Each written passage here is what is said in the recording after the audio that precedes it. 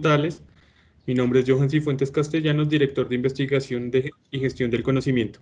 Durante las próximas 8 semanas, todos los miércoles a esta misma hora, estaremos abordando temas orientados a conocer y profundizar en la dinámica de procesos actuales y relevantes de la ciencia, la tecnología y la innovación. Con apoyo de nuestros profesores y de invitados nacionales e internacionales, hablaremos sobre la importancia de la articulación de los procesos de investigación e innovación, los retos de la cuarta revolución industrial, búsqueda de patentes, propiedad intelectual y protección de invenciones, impacto regional de la investigación en el sector agropecuario, innovación en educación superior e implementación de los objetivos de desarrollo sostenible y la sostenibilidad de los suelos. Agradecemos a todos por su asistencia y los invitamos a participar de todo este ciclo de conferencias. Doy la palabra a Lida Barón, directora de Innovación y Emprendimiento, quien nos presentará a nuestro invitado de hoy. Vale, Johan, muchas gracias. Nuevamente a todos les damos la bienvenida a este ciclo de conferencias en Ciencia, Tecnología e Innovación de la Dirección de Investigaciones y Gestión del Conocimiento de la UDCA. Como decía Johan, este será el primero de 8 encuentros que tendremos los días miércoles de 11 de la mañana a 1 de la tarde durante los meses de junio y julio. Durante la presentación, ustedes podrán hacer sus preguntas a través del chat y al final de la charla, estas serán resueltas por nuestro conferencista invitado. Hoy nos acompaña el doctor Juan Sebastián Perilla. Él es investigador senior reconocido por Colciencias, ha ocupado cargos directivos en instituciones de educación superior y se ha desempeñado como asesor de entidades públicas. El doctor Juan Sebastián tiene diferentes reconocimientos académicos por sus procesos de innovación pedagógica e investigativa. Doctorando en Derecho, magíster en Derecho Privado y en Educación y abogado de la Universidad de los Andes. Sin más preámbulo, le doy la bienvenida al doctor Juan Sebastián. Muchas gracias por atender esta invitación y por ser parte pues, de este ciclo de conferencias. Doctor Juan Sebastián, el auditorio es tuyo. Bueno, muchas gracias. Buenos días para todos. Espero estén muy bien desde donde se encuentren. Yo no tengo el fondo de UPA, pero está súper interesante. Y bueno, me encanta estar aquí con ustedes en este espacio de formación. Solamente para confirmar, me encantaría saber por el chat desde dónde están, si están en Bogotá o en alguna otra parte, como para ubicarnos. De qué áreas nos acompañan. Sería bastante interesante que en el chat rápidamente, para también saber si me están escuchando bien, me digan como la ciudad y el área en el cual usted se desempeña y nos vamos conociendo poco a poco. Vamos a tener una charla muy activa para efectos de fortalecer algunos conocimientos y generar debates en torno a lo que es innovación en investigación desde contextos específicos. Entonces, no sé si en el chat me quieren escribir rápidamente desde qué ciudades se están conectando. Buenos días, Bogotá, Administración, Ciencias Agropecuarias. Muy bien, muchas gracias, Nora, Mayra, excelente. ¿Quién más está por ahí? Nora y Mayra ya nos dijeron Bogotá, Ciencias Agropecuarias, Bogotá, Administración nos dice Nora, Bogotá, Ambientales, Enfermería, muy bien, Bogotá, Derecho, Bogotá, Zipaquirá, Medicina, Bogotá, Química, Veterinaria, Bioquímica, Derecho. Bueno, me encanta que estemos varios áreas aquí presentes. Negocios internacionales, agroindustria, ciencias ambientales, química. Bueno, buenísimo. Y además que estamos aquí también conectados, medicina, biología, bioquímica, agronómica. Excelente. Agronómica, muchas gracias, José, Diana, Concepción, Luz Dari, todos los que estamos aquí. Ante todo, también yo soy profesor, más que investigador, y bueno, investigo y publico y me gusta investigar y todo este tipo de temas, pero soy profesor y soy un convencido que la investigación, ahí nos están diciendo enfermería, medicina, excelente, ahí muchísimas gracias de verdad por estar súper conectados y estar, pues compartirme desde donde están hablando. Villapinzón, muy interesante, Cúcuta, Valledupar con el calor típico de la zona, Bogotá, biología y bioquímica, perfecto. Muy bien, muchísimas gracias a todos. Como les decía, yo ante todo soy profe igual que ustedes y me gusta la investigación, una investigación que tenga, por supuesto, un énfasis de utilidad. Y si bien no estoy pues en contra de las investigaciones que son de manera generales, abstractas, absolutamente teóricas, soy un convencido que la utilidad de la investigación se puede lograr a través de la contextualización de la misma, sea el área que sea. Algunos pensaríamos que hay unas áreas que se pueden contextualizar más fáciles que otras, y si bien es cierto, toda área del conocimiento se puede contextualizar y hablar desde y para realidades concretas. El gran problema que a veces yo interpreto es que en la universidad en particular y muchas investigaciones que se generan en el marco de la universidad, no refiriéndome a esta, sino al contexto universitario en general, muchas de ellas tienden a ser lejanas y abstractas. Y de baja utilidad. Yo a veces pregunto y le pregunto a los profesores, ¿lo que usted publica e investiga lo leen sus estudiantes en clase? Y muchas veces la respuesta es no. Y uno dice, ¿pero por qué no? Y dicen, no, porque o no se puede entender, o no tiene practicidad para esto, o no alimenta el proceso de formación. Y realmente mucho de lo que sucede y muchas investigaciones que generalmente nosotros concebimos tienden a estar alejadas del mundo y de la realidad en la cual estamos inmersos. Pero no solamente pasa esto con las investigaciones de los profes. Y profesor, tan extraño que usted empieza con una crítica, ¿no? No es una crítica para ustedes, ni para mí, sino para las investigaciones, pues en general, en el contexto universitario. Y ya vamos a explicar por qué empezamos de lo general y vamos a lo particular, pero en particular, pues es un reto muy importante que tenemos, el de trascender la utilidad. Y les decía que no es un tema o un debate que le aplique solamente a los profesores. En muchas ocasiones, las investigaciones y la falta de utilidad de las investigaciones también está en las personas que nosotros formamos. Sucede que en muchas ocasiones los estudiantes están permanentemente escribiendo y escriben para graduarse de pregrado, a veces escriben para graduarse de especialización, a veces también escriben para graduarse de maestría, aunque cada vez es más poco, y a veces escriben para graduarse del doctorado, aunque haya la mayoría la que escribe. Pues si no les da algunas universidades por homologar la producción académica por otros requisitos más sencillos. Pero eventualmente lo que sucede es que las investigaciones de los profes no se leen en contextos cercanos a ellos, no alimentan los procesos de formación, y lo que escriben los estudiantes al finalizar todos estos niveles de formación tampoco es leído. En una investigación que hicimos hace poco, nos fuimos por las facultades, por las universidades del país y establecimos un porcentaje de cuántos trabajos de grado son consultados luego de ser depositados en la biblioteca o en el repositorio institucional. Analizamos en esto alrededor de unas 120 universidades, en el cual establecíamos, vamos a los repositorios y veamos niveles de descarga y de consulta. Me encantaría que ustedes en el chat me propusieran unas tres personas, ¿qué porcentaje de consulta cree usted que tienen los trabajos de grado que se encuentran en los repositorios? ¿Qué porcentaje cree? Sobre el 100%, ¿qué porcentaje será? ¿Qué considera? Eventualmente, ¿qué opinan?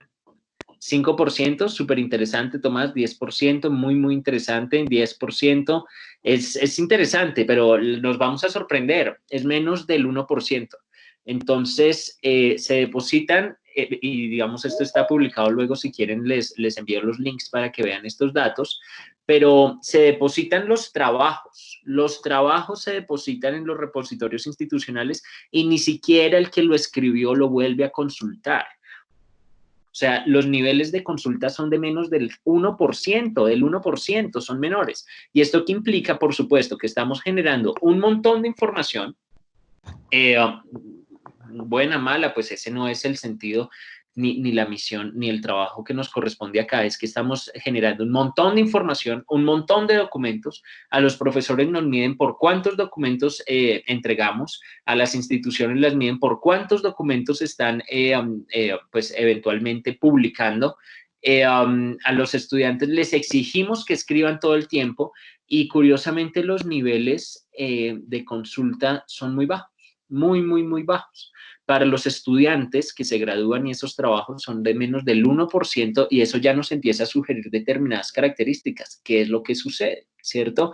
Porque si un estudiante dedica horas y el profesor también dedica un montón de trabajo para sí, o de su dedicación horaria, o de su plan de trabajo, dedica tiempo y energía para esto, ¿por qué los trabajos al final no se publican? perdón, no, más que no se publiquen, no se consulten, se montan y no se consultan. Entonces, ahí empieza a existir el tema. Y otra, los profesores escribimos un montón y muchas veces no nos leen y ni siquiera nosotros nos leemos y ni siquiera el profesor que está al lado nuestro en la misma institución nos lee, nos referencia o eventualmente nos tiene en cuenta como referente, sino que eventualmente también siempre vamos a los mismos referentes que se vuelven clichés y todas las derivaciones y todos los avances posteriores en investigación no están siendo visibilizados, de ahí que los índices H en el país, índice H entendido como aquel requisito o aquella medición de cuánta publicación o cuántas lecturas y citas tiene usted también son muy bajos. Todos los nuestros pues en general son bajos. Alguien se puede sentir muy feliz por tener un índice H de, ¿qué? De 20, de 15, pero pues eso internacionalmente también es limitado y ahí está entonces una hipótesis que yo genero y quisiera validar con ustedes el día de hoy y es si realmente lo que publicamos y en lo que trabajamos tiene utilidad, ¿vale? Esa utilidad es la que permite o la que está íntimamente ligada o lo que pretendemos hablar en el día de hoy, está íntimamente ligada con los asuntos referentes a la innovación. Innovar no es innovar por decir algo nuevo y ya, ¿listo? Innovar es realmente que tenga una utilidad, aplicabilidad, que vaya y desde una realidad específica pueda aportar desde y para realidades específicas, pero es lo que muchas veces no encontramos o no vemos claramente evidente. Entonces, vamos a hablar a partir de ahí. A partir de ese tema, tenemos producciones académicas, los que producen, porque incluso todavía hay profesores que dan clases sin producir pues, documentos rigurosamente rigurosos, y además de los que producen, incluyendo profesores y estudiantes, muchos no se consultan. Así que ahí la hipótesis está es que probablemente mucha de esa información es muy limitada en su utilidad, y eso, ese límite en utilidad hace que la innovación realmente no pueda llegar a situaciones concretas y específicas, ¿vale? Listo, entonces les contaba que esa es la hipótesis, analizar por qué o plantear algunas explicaciones de por qué lo que nosotros escribimos no se consulta plenamente. Y al no consultarse plenamente, ¿cuál es la tarea para dar utilidad? Y esa utilidad generar innovación. Voy a compartir aquí una pantalla y al compartir pantalla quisiera mostrarles algunos diagramas que explican algunos de los hallazgos que hemos visto en torno a estas características y a estos temas. Me encantaría que las personas que tengan dudas, yo voy a mantener siempre el chat abierto y muy atento para que podamos estar pues, respondiendo las dudas a medida que hablamos. ¿Listo?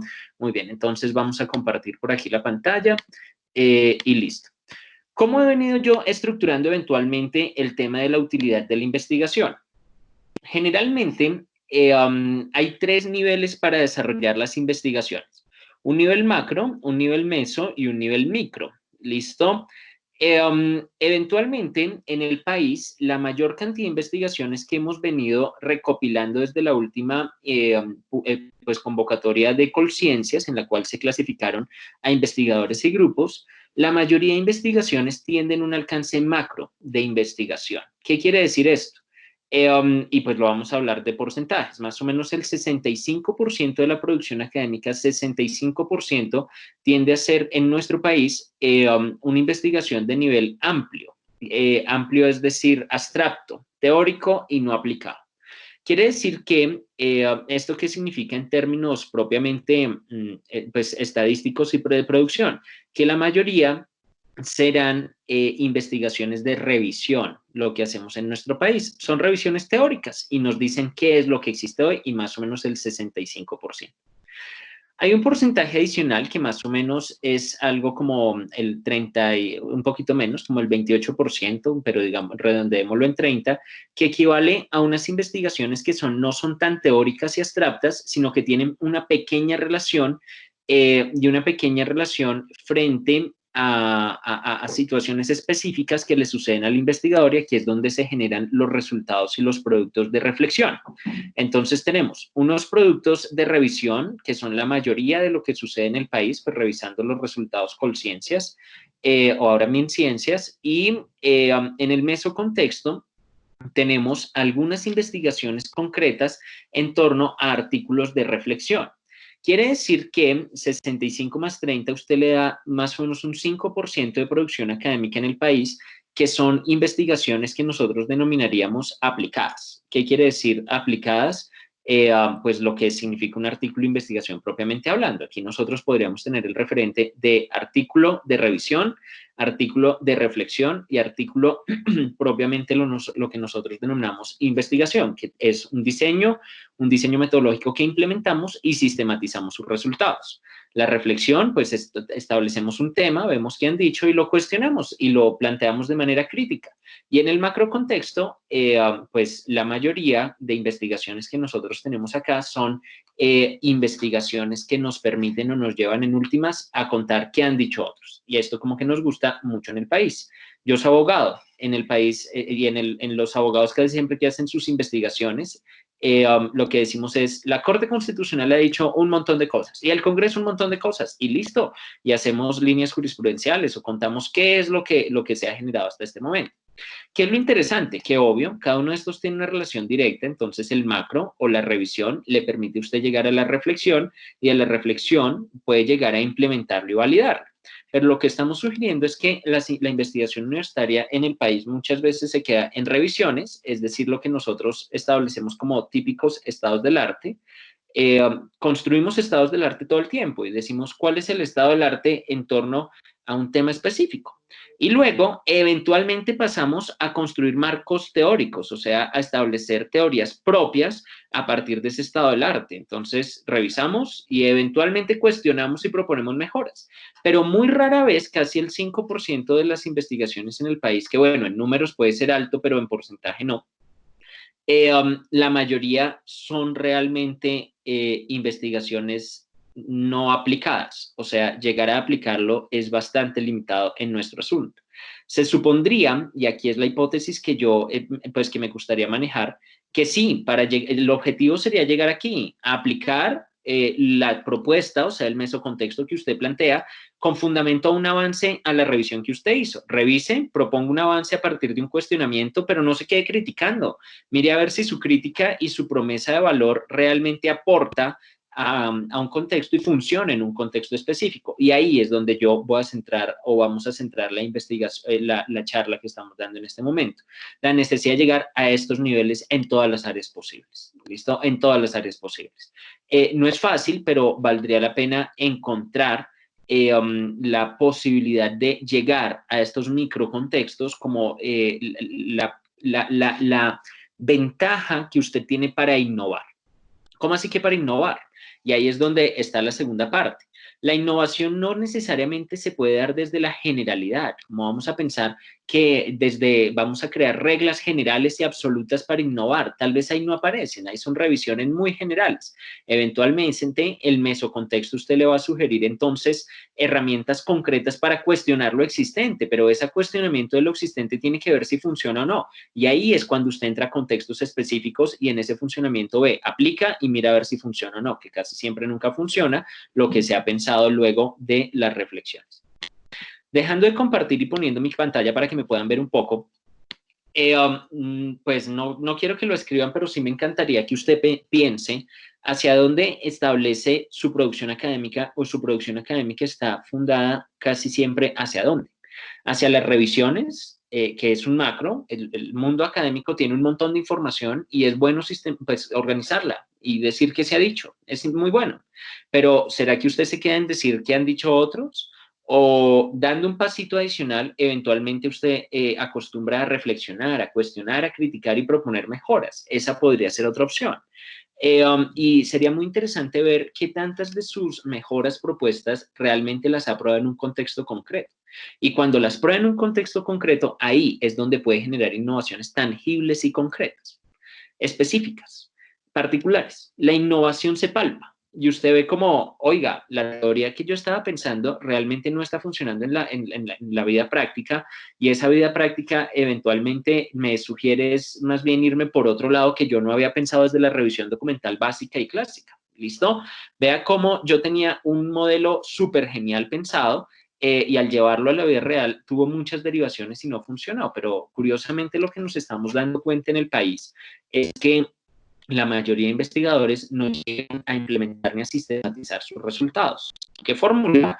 No sé si por el afán de tener que publicar un montón, entonces cuestionemos, critiquemos, contemos qué hay, publiquemos lo más que podamos, y los realmente materializaciones para medir impactos, y no solamente impactos, sino para generar la enorme posibilidad de innovar o de dar un pasito hacia el conocimiento, está un poco limitado. Hasta acá, ¿qué consideran ustedes? ¿En qué niveles de formación se generan más investigaciones de revisión, de reflexión o de propiamente implementación y sistematización?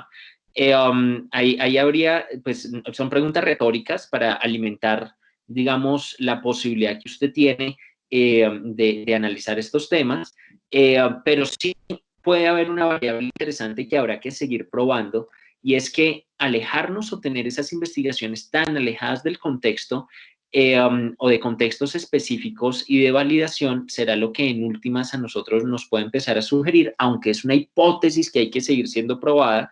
O sea, aquí no pretendo tampoco establecer una verdad absoluta, ni más faltaba, es una hipótesis que entre todos podemos validar, y es el objetivo de este asunto. Probablemente ese exceso de revisiones abstractas, eventualmente cuestionamientos, sin una validación desde y para un contexto con sentido, puede ser una de las variables, aunque no la única, pero ahora la quiero proponer así para que la discutamos, puede ser una de las variables para las cuales la investigación no esté siendo tan útil y las innovaciones cada vez sean un poquito más limitadas en cuanto a la aplicabilidad que pueda tener desde y para contextos sencillos. O para contextos concretos. Bueno, alguien levantó la mano, Carlos Alberto, no sé si quiera, o ya la bajó, no. O si quería participar de alguna manera, pero bueno, no duden que me pueden contar tanto en el chat como de manera oral, ¿vale? Pues por el micrófono. No sé si Carlos Alberto, que había levantado la mano, necesitaba decirnos algo. Sí, Juan, buenas tardes. Buenos días todavía. ¿Cómo vas? Interesante el tema de tu hipótesis, me parece muy interesante, muy relevante, muy pertinente, pero sí tengo una pregunta. ¿Te has cuestionado de pronto desde el punto de vista de mirar una correlación entre qué tipo de personas están desarrollando investigación dentro de ese mesocontexto? Porque pues debe haber también alguna variación, ¿no? ¿Qué tipo de personas, cuando hablamos de personas es desde el punto de vista de qué tipo de perfil profesional tienen ellos dentro de ese mesocontexto, macrocontexto, y qué tipo están desarrollando microcontexto? Y si es posible también mirar, o no sé si has verificado eso, si se hacen dentro de ese microcontexto investigación en Colombia o mancomunadamente con otras universidades que no están necesariamente en Colombia. Pues su pregunta es muy acertada, Carlos, y se la agradezco mucho porque da la introducción a la siguiente diapositiva y me ahorra como 5 minutos de explicación. Así que es muy, muy acertada y le agradezco un montón. Así que veámosla por acá. Voy a bajarle la mano, ¿listo? Y pues ahora podemos seguir. Si yo vuelvo a compartir la pantalla, y me gusta que vean esta relación en torno a la necesidad de aplicar, ¿vale? De aplicar. Y les voy a mostrar aquí otro diagrama que puede pues, explicar o dar respuesta a esto. Voy a compartir pantalla. Aquí está compartiendo la pantalla, listo.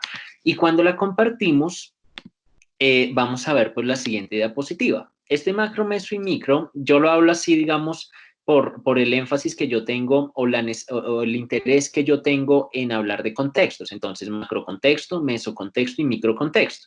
Se supondría que el macrocontexto es el mundo abstracto de las ideas, como el mundo de las ideas general, ¿vale? Ese es un contexto, aunque es abstracto, pues igual es un contexto, pero es un contexto muy amplio.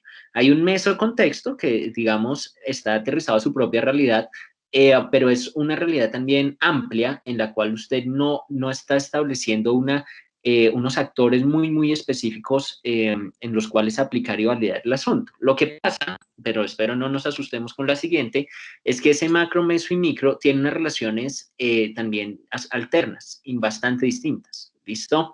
Entonces, nosotros podríamos pensar el anterior diagrama, voy a ocultar esto de acá, ¿listo? Pero podríamos pensar el anterior diagrama de esta manera. Tenemos un macrocontexto que tiene relaciones con otros macrocontextos. Aquí, digamos, es como un panorama general, simplemente como a manera explicativa para entenderlo. Y ese macrocontexto tiene otros mesocontextos ubicados, listo, o relacionados, y al mismo tiempo ese mesocontexto tiene otros microcontextos específicos. Ay, profesor, esto está de lo más extraterrestre. Bueno, vamos a intentar organizarlo. Quiere decir que la revisión documental que nosotros hacemos o la revisión pues de teorías y avances del conocimiento pues se hace desde una perspectiva muchas veces nacional y y en esto voy a empezar a sugerir y a responder su cuestionamiento, las investigaciones que nosotros hacemos de revisión tienen siempre un énfasis muy amplio nacionalmente hablando, ¿listo? O sea, revisamos qué se ha hecho en nuestra realidad y en ocasiones tenemos algunas conexiones específicas con contextos que trascienden las fronteras o transfronterizos. Entonces, en ocasiones nosotros nos juntamos y tocamos de alguna u otra forma algunos temitas pues de otros contextos más allá de las fronteras nacionales, ¿vale? ¿Qué empieza a sugerir esto? No quiere decir que siempre sea colombiano. Cuando me refiero a nacional no significa que siempre sea colombiano. Lo que me estoy refiriendo es que en el macro contexto, en la revisión, hay unos sitios que vamos a denominar de producción que casi siempre nosotros concebimos como válidos o como cánones en investigación. Y las revisiones que nosotros empezamos a evidenciar en el país es que los profesores están muy amarrados con determinados sitios de producción de conocimiento, nacionalmente hablando, ¿listo? O sea, como algo como un contexto global. Vamos a poner ahora sí un nombre, no necesariamente colombiano, Estados Unidos. Hay determinadas áreas que van mucho a Estados Unidos, hay determinadas áreas que van mucho al contexto europeo y ellos son sitios de producción de conocimiento.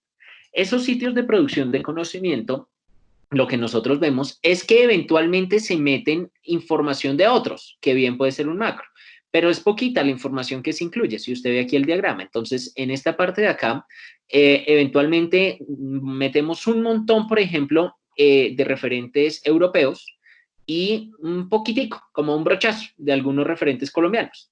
Pero es súper interesante porque ¿qué es lo que empieza a suceder? Hay unos sitios que nosotros legitimamos a través de nuestras investigaciones, que son los sitios de producción, y esos sitios de producción los leemos un montón, vemos un poquito de la producción colombiana, ¿listo? A manera pues ya poniendo nombres específicos, y esa producción que empieza a hacer. Note que aquí lo colombiano, si nosotros viéramos como los resultados del país, hablando que este macrocontexto es Colombia, el macrocontexto nos puede llevar unos mesos y unos micros bastante especiales y concretos, ¿listo? Pero lo que, pues, si revisamos bien toda la documentación colombiana, pero son solo ejemplos, esto nos sugeriría que deberíamos tener un análisis de un nivel intermedio hacia determinada dirección y otro hacia otra. Casi siempre lo que está pasando en nuestra investigación es que vamos a cánones, sitios de producción, y esos sitios de producción nos llevan bajo sus lógicas. Y cuando nos llevan bajo sus lógicas, nos llevan a microcontextos que no necesariamente son los microcontextos que están exigiendo nuestras respuestas en la producción académica colombiana. Entonces, decimos como, digamos, es que estoy intentando por ahora no hablarlo de una disciplina específica, aunque ahorita lo voy a hacer, simplemente la dirección. Entonces, adoptamos unos sitios de producción que nos encantan, entonces hay investigadores y áreas del conocimiento que les encanta ir a determinados sitios de producción, les encanta, como si esto les diera como un mayor estatus o algo por el estilo, y son interesantes. ¿Cuál es el asunto? Que no se ve realmente toda la realidad en la cual usted está inmerso. Por lo tanto, esa teoría que se produce, digamos, en un contexto, pues no necesariamente análogo al nuestro, nos lleva a un mesocontexto y a un microcontexto que no necesariamente tiene relación con el nuestro. ¿Qué es lo que nosotros hacemos generalmente? Estos microcontextos que los aplicamos casi nunca se hace de manera autónoma, que es lo que usted dice. Entonces, casi nunca nosotros desarrollamos investigaciones a lo colombiano o en nuestra propia realidad, sino que traemos otros microcontextos que nos acompañan en esta investigación. Y al traerlos ahí precisamente es que generalmente hacemos o nos metemos en debates que pueden resultar muy interesantes en el sitio de producción, pero no necesariamente tienen utilidad en el sitio de recepción, que sería el nuestro o el colombiano. ¿Qué sugeriría esto para seguir hablando de manera abstracta antes de pasar a hablar de una disciplina específica? Sugeriría esto, que lo que empezamos a hacer son innovaciones aplicables no necesariamente a nuestra realidad.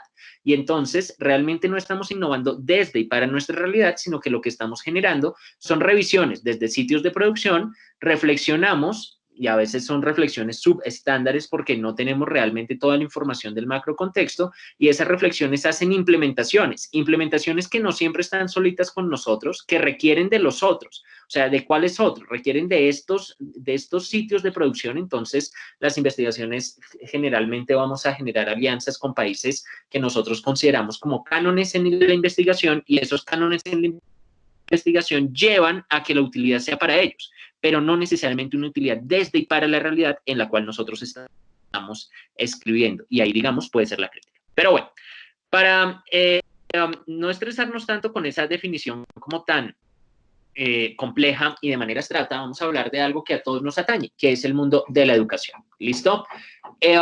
Todos somos profes en este contexto, y nosotros en el mundo de la educación y la pedagogía podemos hablar de esa misma lógica. ¿Listo? De esa misma lógica. Quiero que me cuenten, por ejemplo, qué está de moda en la formación de estudiantes, para aterrizar esto a un discurso más concreto. ¿Listo? Porque hasta ahora yo sé que está abstracto y horrible y estoy hablando en el macro contexto, así que la idea es llevarlo al meso y luego al micro para ver cómo funcionaría esta lógica, ¿vale? ¿Qué está de moda para formar estudiantes y qué nos insisten las universidades permanentemente para formar estudiantes? Cuéntenmelo ahí por el chat o lo que sea. Casi que nos hemos metido a ello de manera obligatoria. ¿A qué nos hemos metido? ¿Qué es ahora una obligación para formar a nuestros estudiantes? Veámoslo. Estilos de aprendizaje, interesante. Incluso más allá, otra que esté muy de moda. Como todos, ¿qué queremos desarrollar ahora mismo en nuestros contextos? La virtualidad puede ser interesante, muy bien. Pero ¿qué queremos desarrollar en nuestros estudiantes? Metodologías e-learning, súper chévere, muy bien. ¿Qué nos evalúa, por ejemplo, el ICFES que debemos desarrollar en los estudiantes a manera de ejemplo y que se supone que las universidades están metiendo? Desarrollo de competencias. Así que hasta ahí vamos a desarrollar o vamos a utilizar esto como elemento. Estilos de aprendizaje, virtualidad y desarrollo de competencias como manera de ejemplo. Si nosotros nos preguntamos, el país sí está siendo evaluado por competencias, lectura inteligente, competencias ciudadanas, todo este tipo de competencias, el país está siendo evaluado por competencias. ¿Listo? O sea, nuestros estudiantes están siendo evaluados por competencias y en últimas está siendo evaluado por competencias ¿qué? Nuestras instituciones y más concretamente nuestra labor como profesores. Tanto es así que hay una visión errada que, yo qué sé, hay competencia de razonamiento cuantitativo. Y entonces, si le va mal a los estudiantes, la institución se ve mal en ese punto. Pero la institución, ¿a quién le va a pedir cuentas? Al profesor de razonamiento cuantitativo, que se supone que debió haber desarrollado esto en situaciones específicas, ¿vale? Entonces, veámoslo por acá. Cuando usted tiene esto, las competencias no son una creación colombiana, son una creación europea. Bien, resultados de aprendizaje bastante bien. Las competencias son una creación realmente europea y una creación europea que viene de tiempo atrás. O sea, nosotros estamos aplicando, cuando hablamos de competencias, un debate que empezó hacia los años 60 y 70 en el contexto europeo. O sea, bien atrás, ¿vale? Atrás, o sea, lejos en la historia. Tanto que incluso los contextos europeos ya no lo usan, ¿bien? Porque ya es un tema que se ha superado, pero nosotros lo recibimos. Entonces, ¿qué hacen la mayoría de investigaciones? ¿Y qué hace la mayoría de gente que nos habla? Pues sí, formula y plantea un contexto específico de desarrollo de competencias, y este desarrollo de competencias empieza a sugerir que vamos a consultar como sitio de producción a Europa. Y vamos a Europa y mandamos profesores a Europa y nos traemos profesores europeos acá. Sin que eso sea malo, solamente estamos viendo las lógicas de producción de conocimiento. Por ejemplo, en los años 60, a nosotros se nos ocurrió en el país coger el teléfono y llamar a los alemanes. Bueno, no el teléfono. Pero llamamos a los alemanes y le dijeron, oiga, señores alemanes, venga, por favor, y establezcan todos los contenidos mínimos que vamos a necesitar para formar a los estudiantes en el país. Y los alemanes, no nos dio a ningún otro por llamar, sino a los alemanes, listo, en los años 60, después de todo lo que había sucedido, llamamos a los alemanes y les dijimos, venga, enséñenos y establezcanos la manera o el diseño educativo. Y lo trajeron. Ellos lo trajeron desde su realidad. Así que llegaron en el macrocontexto, ¿y qué hicieron en el macrocontexto? Cogieron lo que ellos concebían desde su propia realidad y lo aplicaron acá. Tan interesante es el asunto que lo que ellos aplicaron desde los años 60 no se ha cambiado en el país, a manera de ejemplo. Y es lo que vamos a cuestionar en últimas cuando lleguemos al microcontexto. Entonces nosotros tenemos una serie de debates generales y esos debates generales nos sugieren la posibilidad permanente de aprender competencias y nos vienen y nos establecen unos conocimientos de competencias desde el nivel europeo. Luego, ¿qué nosotros empezamos a hacer desde nuestra realidad? Llegar a nuestro mesocontexto e intentar reflexionar. Y cuando intentamos reflexionar, lo que empezamos a sugerir permanentemente es algunas críticas, apropiaciones. Entonces dijimos, no entendamos las competencias así, sino que le vamos dando como una aplicación más o menos concreta, ¿vale? Entonces el ICFES dice, intentemos la competencia del razonamiento cuantitativo, la competencia del razonamiento lo que sea, y empezamos a meterle alguna información desde nuestra propia realidad, pero note que viene de otros contextos que tienen unos lenguajes extratextuales específicos. Nosotros los recibimos y los recepcionamos, y e intentamos ¿qué? Reproducirlos. Entonces, vamos al contexto europeo, llegan acá e intentamos reproducirlos juiciosamente dentro de una reflexión. ¿Qué es lo que pasa? Cuando llegamos a los microcontextos y analizamos lo que sucede en el microcontexto, los resultados del ICFES son aterradores. O sea, lo que mide el ICFES, las universidades están rajadísimas. O sea, rajadísimas. Tan rajadas están que a nosotros no nos dan ni siquiera los resultados sobre 100%. No sé si ustedes han visto que a las universidades no les dan el resultado sobre 100%, como quién es el mejor sobre 100%, sino que se hacen a partir de las respuestas. Yo trabajo en el ICFES como asesor, pero yo no les podría dar ese resultado. Pero la mejor universidad del país no le va nada bien, o sea, le va en general bastante mal. Y cuando le va muy mal a esa universidad, lo que se dice es como, bueno, hagamos que en esa universidad pongamos el máximo acá, y cuando ponemos el máximo dividimos el grupo en cuartiles, cuartil alto, medio bajo y bajo. Y cuando tenemos esas características, lo que nos sugiere en última instancia que es como que nos catalogamos con un nivel bajo y descontextualizado. ¿Por qué puede ser descontextualizado? Tal vez porque nos trajimos un discurso de otra parte y ese discurso de otra parte no está permanentemente aplicado a nuestra realidad. Y cuando intentamos meterlo en nuestra realidad, no funciona plenamente hablando de un tema pues que es común a todos nosotros. Pero lo podemos hacer con todos los otros temas que dijeron. Ese es desarrollo de competencias. Pero piense virtualidad. Nosotros decimos desde el nivel macro, ¿listo? Entonces decimos desde el nivel macro, debe hacerse educación virtual por todo este tema. Baje al meso. Entonces todas las universidades e instituciones dicen, bueno, intentemos acudir o establecer la orden del gobierno, y esa orden del gobierno es establecer en nuestro nivel meso cómo organizarlo. Pero llegamos al nivel micro y nos damos cuenta, y yo me di cuenta en universidades en las que soy profesor, que hay estudiantes que no tienen conectividad. Y me puse, dizque, hagamos clase virtual, y un estudiante tenía que tomar clase, de verdad, un estudiante universitario tenía que tomar clase desde la montaña del pueblo en que estaba, porque solo en esa montaña, solo en ese lugar le llegaba la señal.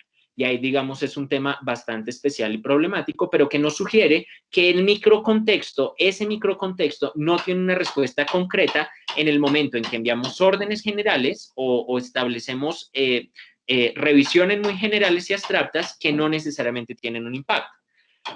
Para cerrar y abrir, digamos, algunas recomendaciones, ¿qué empezaríamos nosotros a sugerir? Que la necesidad es centrarnos en microcontextos, de tal manera que si usted se centra en la realidad del microcontexto, puede generar impactos significativos y útiles. Ahí se vea, aquí no son.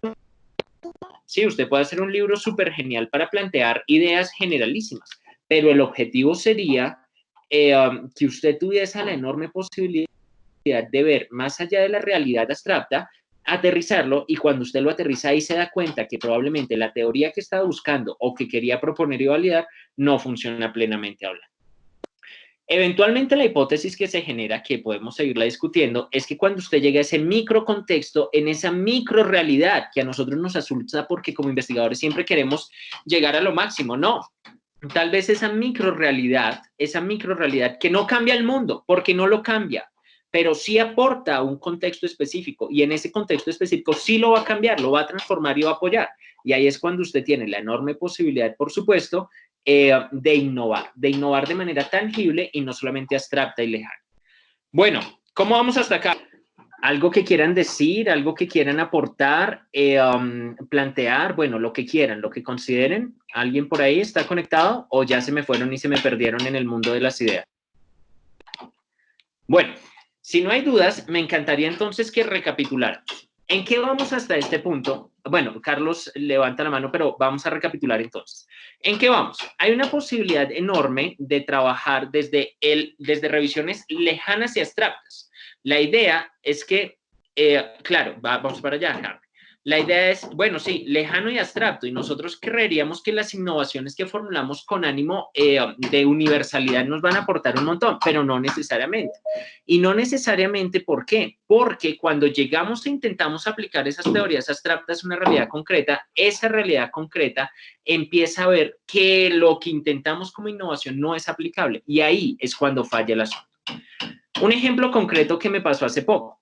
En educación, y estoy usando educación para solucionar todos estos temas, en educación empieza a suceder que hay muchos discursos, las competencias, el aprendizaje significativo, y cuando uno aplica esto en contextos específicos se da cuenta que no necesariamente aportan de manera significativa a pues transformar las realidades. Y lo que nosotros hacemos es que formulamos propuestas lejanas y abstractas, pero no necesariamente tienen sentido, utilidad desde y para realidades concretas. Bueno, hasta acá. Harvey dice, según entiendo, entre más pequeño mejor. Allá es donde va el asunto. Si usted tiene la enorme posibilidad, ¿listo?, de hacer investigaciones aplicadas a realidades concretas, ahí, en esas realidades concretas, es que usted tiene la maravillosa oportunidad de transformar su propia realidad, y esa transformación se deriva en una innovación. La innovación no se da de manera general y abstracta, la innovación se da desde y para realidades específicas. ¿Listo? Si usted quiere innovar desde la investigación, aterrícelo. Y cuando lo aterriza, ¿qué puede generar eventualmente? La enorme posibilidad, sin duda alguna, de transformar su propia realidad. ¿Listo? Y si usted transforma su realidad, piense en su universidad.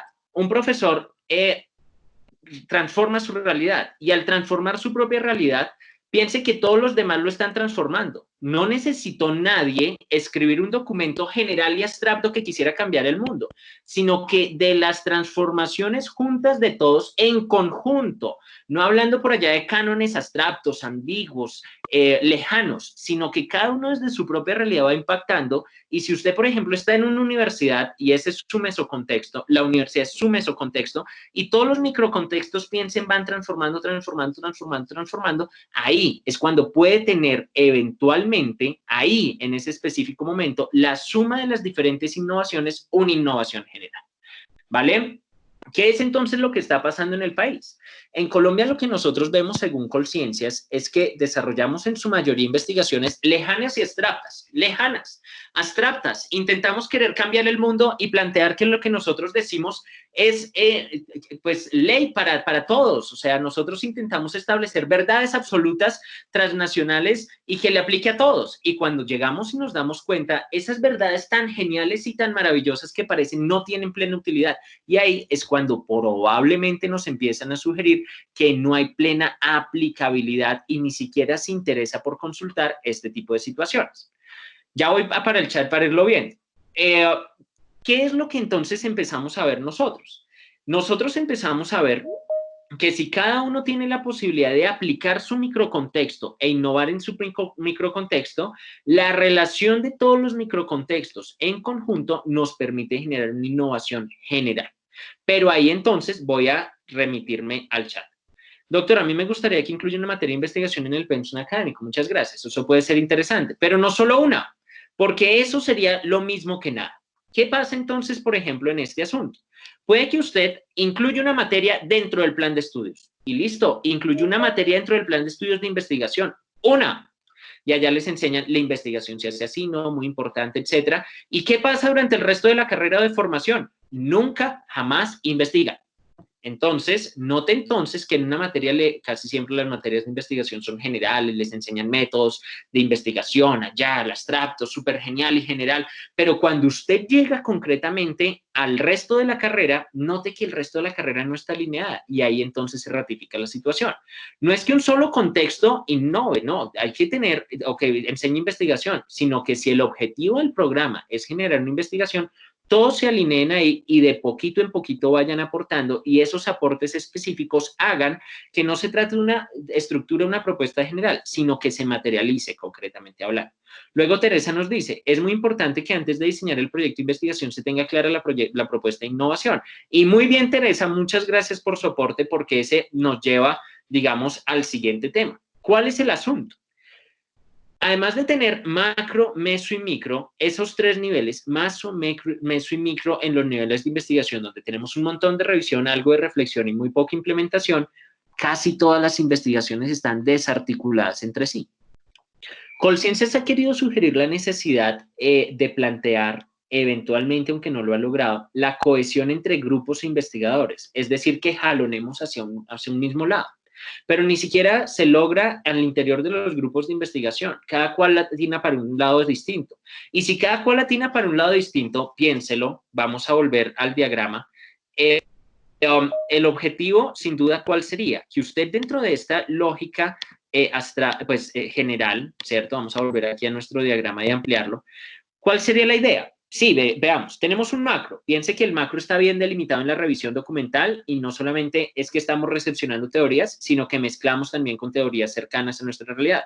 Vamos a un meso donde eventualmente ese meso que nos genera y que nos aporta, pues la posibilidad de reflexionar. Pero piense que llegamos a este micro. Se supondría que todos los micros tienen que jalonar hacia el mismo lado o tener la misma coherencia. Porque si no tienen la misma coherencia y tengo uno por acá, uno por acá, uno por acá, uno por acá, eventualmente no se logra la innovación concreta que queremos alcanzar. Aterricémoslo nuevamente a un discurso común que es el discurso de la educación en el que todos estamos aquí inmersos. Piense que una universidad diga, aquí nosotros vamos a ser constructivistas, que eso también está de moda, constructivistas. La universidad lo dice. Y llega a la facultad de lo que sea, la facultad de ciencias de la salud, y la facultad dice, sí, vamos a ser constructivistas. Y entonces, desde la teoría suena bien. Y llegamos aquí a una realidad más específica y puede seguir sonando bien. Y entonces dice, pero ¿cómo es el constructivismo? Y entonces, pues, reflexionan. ¿Cómo va a ser el constructivismo en las ciencias de la salud? No, vamos a agregarle esto, otro. Es interesante porque aportan. No es solamente vamos a ser constructivistas, sino que aplican el constructivismo en el tema de la salud. Pero llegamos a cada uno de los cursos. Y entonces, el profe de primer semestre interpreta el constructivismo tal cual está pendiente la innovación. Pero todos los otros van para un mundo distinto y dicen, no, yo hago esto, yo no hago esto no me gusta, sí me gusta, etc. Y lo que pasa es que si bien este sujeto innovó, que es la invitación concreta que yo les hago, innove desde y para su propia realidad, pero usted necesita innovar junto a otros. Porque si usted no innova junto con otros o de manera consensuada y constructiva con otros, ¿qué va a suceder en ese punto específico? Su esfuerzo se desvanece. Y va a pasar también que si bien tuvo utilidad para ese contexto en específico, ese contexto en específico va a terminar siendo en últimas, pues, y va a sonar cruel, pero va a terminar siendo en últimas una anécdota que no tiene posibilidad ni aspiración de mantenerse en el tiempo. Entonces, lo que usted dice es, bueno, tenía una teoría que no realmente se materializa, tengo una reflexión que no necesariamente se materializa y tengo una materialización en mi propia realidad y vea lo chévere que fue. Y yo creo que a veces a los profes y a los estudiantes dicen, ve, esa clase fue súper genial, esto me encantó, fue maravilloso, etcétera, lo que hicimos fue increíble. Pero si usted no comparte ese trabajo, ese esfuerzo con otros microcontextos, esto se queda en una anécdota, como se acuerden, hace como 10 años lo que hicimos tan bonito. Lástima que eso no se continuó o lástima que no se siguió, porque los esfuerzos investigativos en últimas empiezan a desdibujarse o a irse por lados distintos. Y esa falta de alineación en estos esfuerzos hace que a usted le cueste mucha dificultad realmente materializar con ánimo de permanencia, perdurabilidad e impacto la innovación. Ahí es cuando nosotros cuestionamos, y voy a salirme de acá, cuando nosotros cuestionamos, para que me vean nuevamente, la importancia no solamente de innovar desde y para otros contextos, sino innovar en su propia realidad. Y esa innovación no puede ser solito, ahí usted en el mundo como no, nada, solo hay, porque le va a costar muy difícil que esto tenga posibilidad o ánimo de perdurar en el tiempo hacia un momento concreto. Carlos Alberto dice, de acuerdo con tu hipótesis de Juan Sebastián, relevancia en lo que investigamos y escribimos, ¿qué tan importante y relevante son los grupos de investigación en Colombia con lo que acabas de mencionar? Ya que ese término de grupos de investigación solo lo he escuchado en Colombia. La pregunta es muy interesante, Carlos. Grupos de investigación se supondría que en nuestra realidad busca eso, que todos estemos jalonando hacia un mismo lugar. Entonces, si nosotros tenemos un objetivo de innovación específico, ese objetivo de innovación específico nos debe jalonar. Pero el tema es que los investigadores, pues esa lógica de grupos busca mucho que se compartan microcontextos. Esos investigadores jalonen hacia la misma parte, pero lo que usted ve, esa investigación sí no la he terminado porque hasta ahora estamos, por la cantidad de información que representa, pero estamos haciendo una trazabilidad de qué productos presentaron los grupos de investigación en Colciencias. Y preliminarmente lo que nos estamos dando cuenta pues con mi equipo de investigación es que todos los investigadores jalonan hacia partes distintas. O sea, y a veces la cohesión se da es porque son coautores de un mismo artículo. Entonces, ahí está.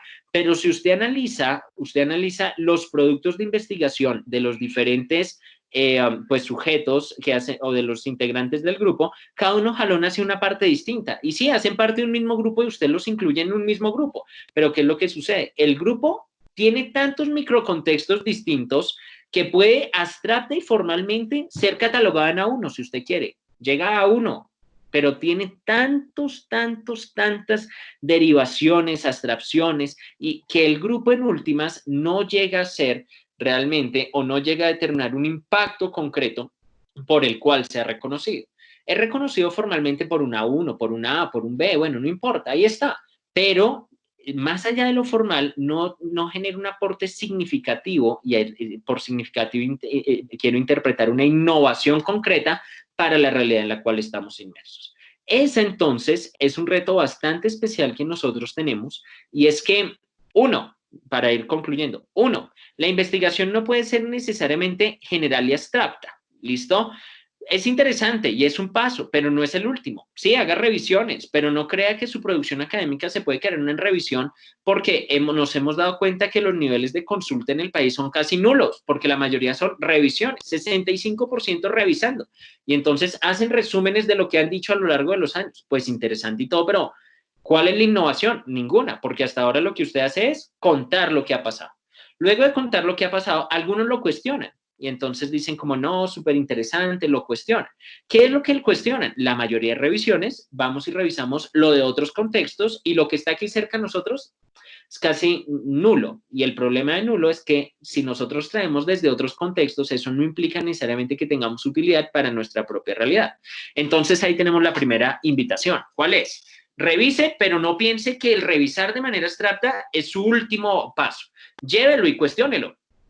Pero no se quede solo cuestionando ahí como, no, él es súper crítico, ¿no? ¿Cómo criticas? Buenísimo, porque criticar es muy bueno, y es fácil, y es como no me gusta y no estoy de acuerdo y no me gusta, sino que además de no le gusta y no estoy de acuerdo, propongo una mejora, pero una mejora no general y abstracta, porque, hombre, lo general y abstracto no tiene vocación de innovar realmente, sino llévelo a ese microcontexto específico, y en el microcontexto mire a ver si su cuestionamiento realmente funcionaba, y el microcontexto le va a empezar a sugerir innovaciones específicas y concretas. Pero esa innovación específica y concreta no se puede terminar ahí. ¿Y por qué no se puede terminar ahí esa innovación específica y concreta? Porque si usted está solito en el mundo intentando innovar y jalonando solito, pues lo que va a suceder en últimas es que eso no va a tener eco. Y eventualmente, lo que les decía un rato, se queda en una buena anécdota. ¿Se acuerda cuando hicimos eso tan interesante? Súper chévere. Pero allá quedó, como una anécdota en la historia. Pero ahí finalizó, porque no tuvo otros microcontextos que lo acompañaran y lo fortalecieran en el proceso. ¡Wow! Vamos a ver por qué. Esta es la hipótesis o lo que queremos plantear. Ahora necesariamente necesitamos que entrar a discutirla con cada uno de ustedes. María de los Ángeles, debemos tener un horizonte que nos permita localizar en qué consiste el linear trazo para las competencias. De acuerdo, no solamente para las competencias, sino en general. Necesitamos estar de acuerdo con qué y hacia dónde vamos a innovar. Luego, Vanessa nos dice, en las áreas jurídicas, de acuerdo a lo que menciona, sería una buena propuesta que los grupos de investigación orientaran su proyección académica más a proyectos aplicados, ya que perteneció a semilleros, es auxiliar de investigación y siempre se indaga en un análisis comparativo. Muy bien. Vanessa, sin aburrir a todos los que están en otras áreas, pero ya que preguntó derecho, me pica la lengua porque yo soy abogado. En el derecho, ¿qué significa que sea aplicado? Ve, hay un tema muy interesante, pero yo creo que esto es analogizable a todas las áreas, y es que la ley por la ley no dice nada. Usted puede leer la ley por la ley, y es súper interesante, pero la ley no dice nada, ¿bien? Usted puede decir como, no, sí, todos tenemos derecho, yo qué sé, a la vida, a la igualdad, a la honra. No, no, maravilloso, discurso fantástico. Vaya y véalo en contextos específicos, y se da cuenta que en ese contexto específico no necesariamente se aplica y se establece. Ahí entonces, ¿cuál es la idea? Trascender. A los abogados nos encanta revisar qué se ha dicho, líneas jurisprudenciales para arriba y para abajo, qué ha dicho la Corte, qué no. Hombre, eso es interesante, pero vea la ley también de manera crítica. O sea, vaya y haga artículos de reflexión, o sea, no solamente revise, sino que reflexione, cuestione, aporte, pero no se quede solo cuestionando. Llévelo a la propia realidad y vea, y diga, mire, aquí tenemos entonces, tenemos una ley que nos dice algo, tiene estos límites y al llevarlo a esta realidad no significa necesariamente que se tenga que meter a realidades pues que usted no conozca en su propia realidad, en su propio contexto, que esa es la invitación también importante. Donde usted está, ahí donde usted está. Ahí entonces vea, note cómo desde lo que yo conozco y desde donde estoy ubicado, note cómo es de interesante que esos cuestionamientos sugerirían una posibilidad de mejoramiento de esta manera. ¿Listo? De esta manera. Y entonces a nosotros nos dirá como, ay, no, vamos a ver que el Congreso haga una ley y el Congreso haga una ley para que mejore esa realidad. No, no es necesario ir al Congreso. Si usted va a su propia realidad, usted tiene la posibilidad de generar innovaciones desde la propia interpretación que hace para llevar todo ese discurso abstracto teórico a su propio contexto. Pues intento ser como muy puntual para no aburrir a los que no son abogados, pero cada cual puede hacer interpretaciones auténticas. Haga interpretaciones auténticas desde el macro, de lo que dice el macro, teorías abstractas y lejanas, lleve y reflexione y cuestiónelo, pero esa reflexión, ese cuestionamiento, dele un punto de originalidad, un punto auténtico, y esa autenticidad lo da desde su propia realidad, validando desde y para específicas contextos o exigencias contextuales concretas. El Harvey dijo que ahora vuelvo y luego Carlos dijo, así es, si encontramos incompatibilidades de temas y de ideas, al final no se conforma un grupo de investigación, sino un grupo de temas a trabajar y cada investigador por su lado quedando en un contexto macro y meso, ¿de acuerdo? Y lo que en últimas se empieza entonces a sugerir es que estamos llenos de grupos de investigación y las universidades se estresan un montón y eso es legítimo. Nosotros nos estresamos por ser como investigadores senior, asociados, junior, o lo que considere, y nosotros nos estresamos por producir en los grupos que queden bien categorizados. Eso le da puntos desde una perspectiva formal, que no está mal, pero es que la innovación de lo que estamos hablando acá, la innovación no se da desde la perspectiva formal. Usted puede formular abstractamente algo que pareciera innovación, pero eso no le asegura realmente que vaya a tener sentido de utilidad. Una innovación debe ser útil para un sentido concreto. Y ahí es cuando usted llega al contexto concreto y en el contexto concreto usted tiene la enorme posibilidad de ¿qué? De aportar. Y de aportar a nada diferente a mejorar su realidad desde y para realidades específicas. Nora, antes de seguir a la siguiente diapositiva, yo les voy a confesar algo, yo detesto el PowerPoint porque muchas veces lo que hacen los profesores y en las exposiciones lo que hacen es que meten un montón de información en el PowerPoint y lo que hacen es leer y repetirlo, ¿no? La idea es como irlo contando más tranquilamente y que el PowerPoint solo tenga como lo fundamental, que son unas imágenes que nos sirven a orientar. Pero entonces vamos a organizar. Nora nos dice, creo que se debe revisar las líneas de investigación de las instituciones y de los programas porque no dan respuesta a la realidad y los docentes debemos seguirlas. ¿De acuerdo? Digamos, Prezi a veces lo uso, pero Prezi, les voy a ser muy sincero, esto no es de la clase de innovación, sino más de una teoría pedagógica. Las clases cambian mucho. Entonces, piensen que generalmente una persona da una conferencia y cuando da una conferencia dice, preguntas al final. ¿Por qué preguntas al final? Porque tiene Prezi y tiene una presentación en PowerPoint tan estricta y tan, digamos, estructurada que si alguien le pregunta, le daña la exposición. La idea, digamos, de limitar, pero esta no es una recomendación de propiamente investigación, sino más pedagógica, pero la idea de tener presentaciones lo más puntuales posibles y no como que sean como tan camisa de fuerza como Prezi, es que Prezi va de un lado a otro y ya se acabó, o las de PowerPoint van de un lado a otro, que impide la interacción. Entonces, Nora me está diciendo, creo que se deben realizar las líneas de investigación. ¡Ah! Y si yo no la tengo en Prezi, ese tema siguiente dijo, al final, no. Digamos, dinámicamente, lo ideal sería poderse referir al asunto sin tener una camisa de fuerza autoimpuesta. Pero veámoslo. Nora dice, creo que se deben realizar las líneas de investigación, sin duda alguna. Pero las líneas de investigación, entonces, ¿qué es lo que vamos a proceder a hacer o a establecer en nuestra última diapositiva? Siempre son resultado de una pugna. Ay, profesor, ¿cómo así que de una pugna? Sí. La innovación que se logra al final de la investigación es el resultado de una pugna. Profesor, ¿qué significa una pugna? Hombre, siempre alguien quiere imponer lo que le gustaría. Y es muy difícil, pero no imposible, pero ampliamente difícil, o sea, altísimamente difícil llegar a un acuerdo de qué vamos a trabajar. ¿Listo? Porque todos tenemos intereses y necesidades distintos. Entonces, veámoslo por aquí, lo que vamos a empezar a abordar. Compartir pantalla. Y en compartir pantalla vamos a ver el tema. En el microcontexto, vamos a ampliar esta. En el microcontexto, o sea, piense que este era nuestro diagrama general, si recordamos lo que estábamos viendo, nuestro diagrama general. Y este diagrama, si ampliamos o hacemos como una ampliación de este microcontexto, no crea que el microcontexto es pacífico, no. En el microcontexto hay personas de carne y hueso, que es a veces lo que desconoce la investigación. La investigación crea a veces que es como un asunto abstracto y lejano, no. La investigación es un tema no formal, material, sustancial, con gente de carne y hueso. Y hay muchos actores, aquí pongo como mínimo 5, pero pueden haber más. Y cada uno de los actores, cada uno de ellos, va a intentar jalonar hacia una parte. El actor 1 va a intentar jalonar hacia sus intereses y necesidades porque él tiene intereses y necesidades.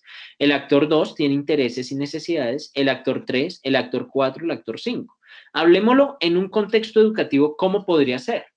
De nuevo, como todos aquí estamos en un contexto educativo, por eso no me refiero propiamente ni al derecho, ni a la medicina, enfermería, agro, nada, sino a la educación, que es transversal a todos.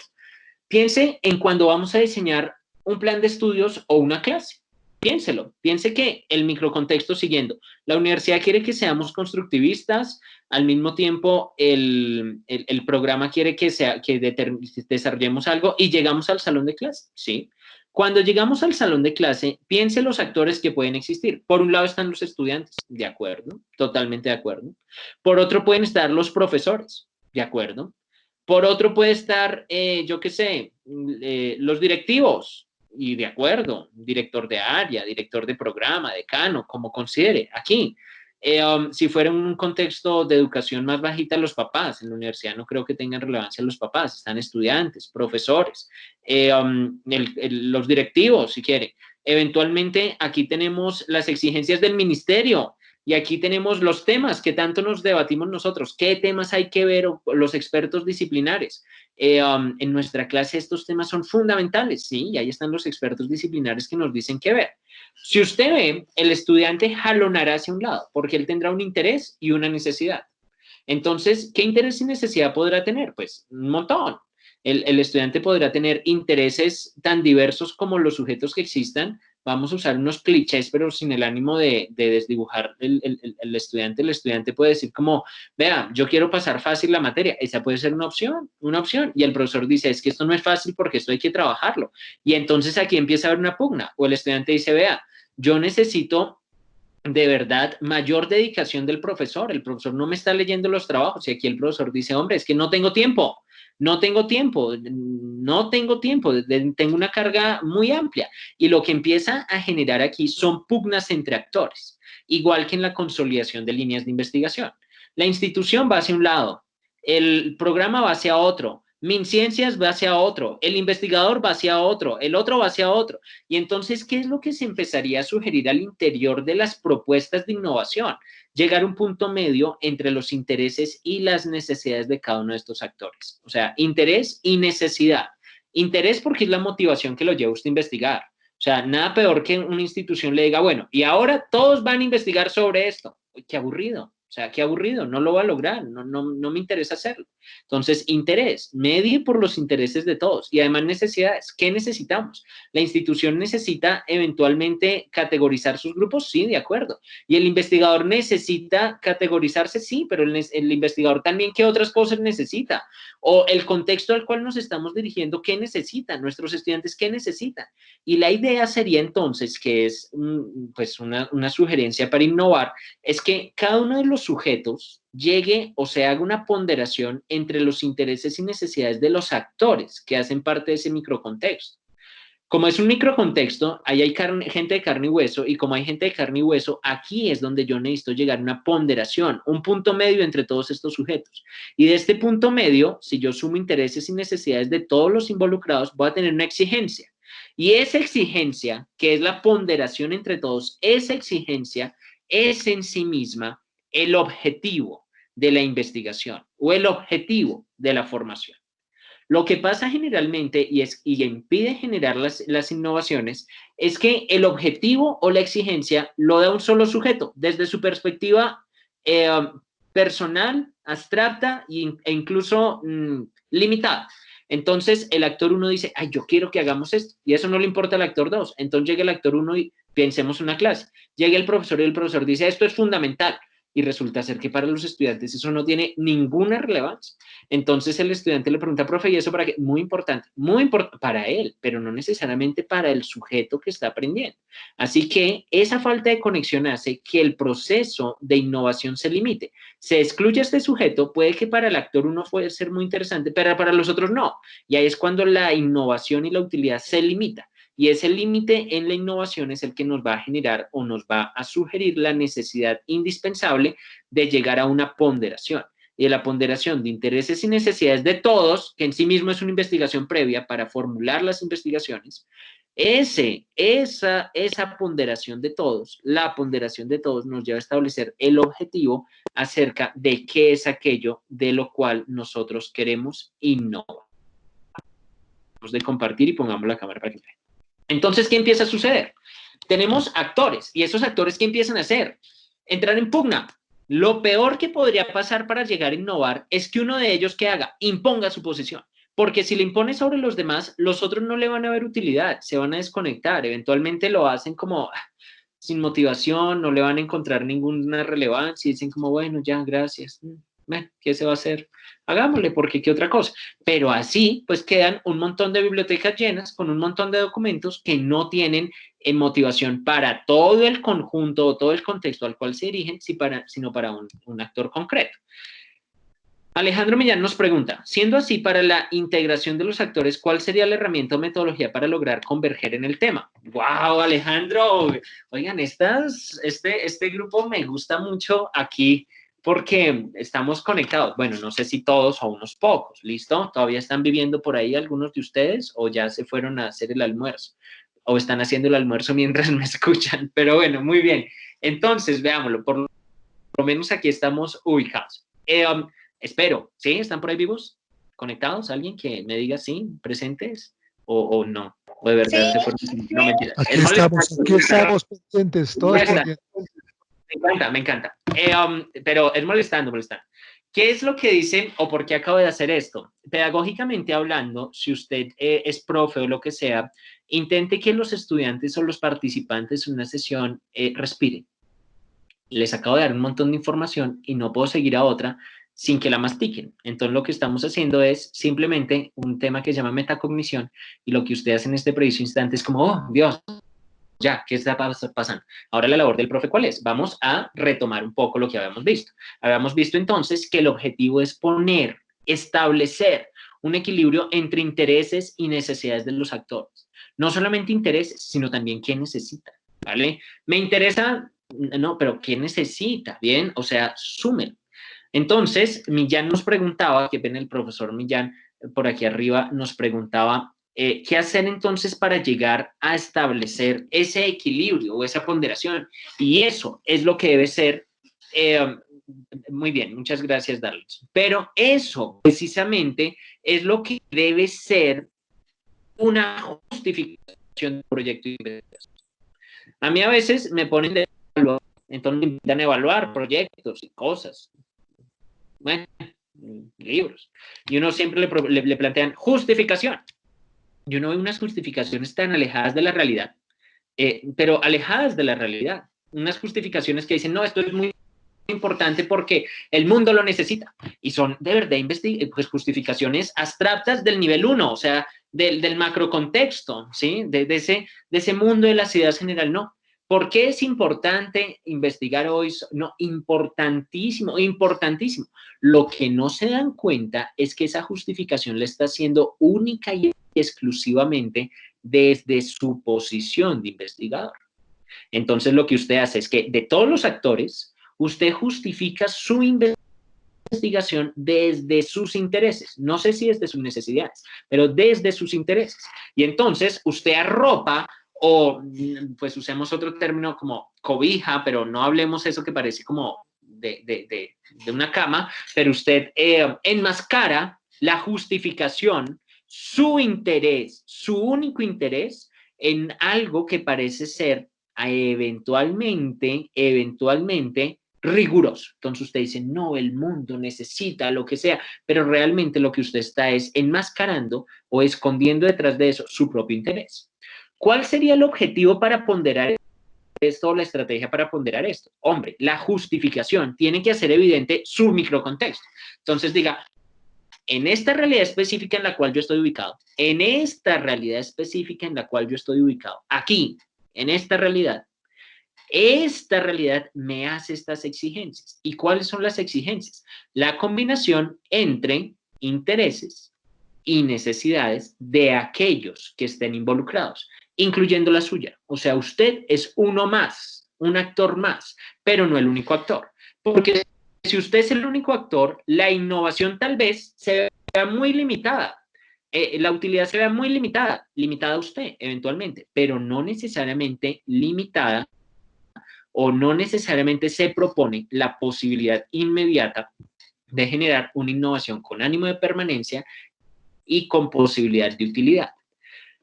Siendo así, la ponderación y el equilibrio entre actores se da desde la misma formulación del proyecto. Ahí cuando usted piensa, ¿qué voy a escribir hoy o qué voy a investigar hoy? No piense en usted necesariamente, piense sí en usted como parte de una realidad.